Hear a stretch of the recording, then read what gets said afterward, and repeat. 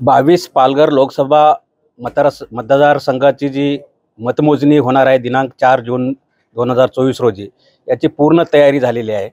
मतमोजणी ही सूर्या कॉलनी येथील गोडाऊनमध्ये होणार आहे आणि त्याच ठिकाणी स्ट्रॉंग रूम आहे आणि ह्या लोकसभा मतदारसंघासाठी एकूण 98 टेबल्सची रचना करण्यात आलेली आहे।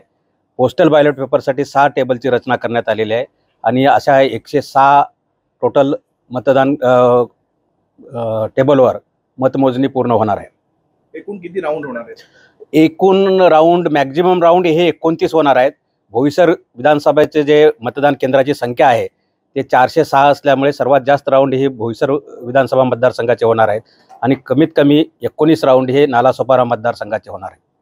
तो सुरक्षा की दृष्टि से वहाँ पे क्या किया गया है? हाँ, सुरक्षा दृष्टि से वहाँ पे 3 टियर पे वो सुरक्षा व्यवस्था तैनात की है। फर्स्ट लेयर पे सेंट्रल आर्म पुलिस है, सेकंड लेयर पे स्टेट आर्म पुलिस है और थर्ड लेयर पे लोकल पुलिस है। सर दूसरा ऐसा कि मतगणना के दिन जो है कितने पुलिस जवानों को तैनात किया गया सुरक्षा के लिए, अधिकारियों को? मतगणना के दिन में पुलिस का जो बंदोबस्त रहता है वेरियस स्टेज पे रहता है। इंटरनल जो मतदान केंद्र के नज़दीक के पास बाहर जिधर जिधर प्रोमिनेंट प्लेसेस है जहां पब्लिक जमा होती है उधर करते हैं। ऐसा वेरियस स्टेज पे मोर देन 500 पुलिस का बंदोबस्त रहता है। एबीपी माझा, उघडा डोळे बघा नीट।